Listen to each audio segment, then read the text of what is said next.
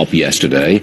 Some fairly good vibrations over China sent stocks higher yesterday. We had a 300-point plus gain on the Dow yesterday. Rebecca Walser is back with us. And Rebecca, first of all, let's get this clear. You have been right consistently on this program throughout this year. You said the market is going up and going higher. So, is it going higher still from where it closed yesterday? Oh, I think so, Stu. I mean, I think it's a good day. You know, we've got great China numbers. Even the U.S. numbers, our consumer durables were less, better than we expected this morning. So that's a good sign. Everything right now is going good, and the Federal Reserve giving us some patience makes consumers even more confident. So I think we are doing good. What's the driving force behind it? Because 2019 has been a fabulous year for stocks. I mean, they've just gone straight up, basically, and they've gone up all the way through to the end of trading yesterday. What's the driver? Well, it's a combination of factors, but if we look at where we started, we had such a down start from October, December of last year, so the market was really looking to rally after that and say, hey, you know what, especially the Federal Reserve just saying, hey, we're going to have some patience. That was the first word out of Jay Powell's mouth. We're going to have some patience, and that gave the market a little bit of sense of relief. Obviously, China and the U.S.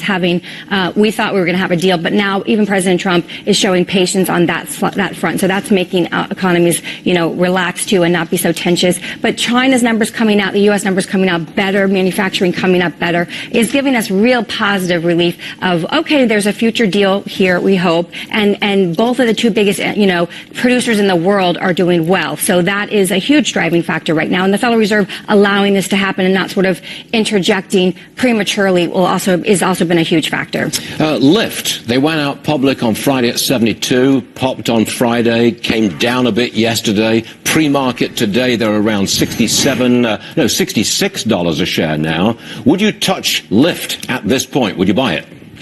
No, Stu, I would not buy it right now, and I'll tell you why. This is the largest IPO in the history of any time.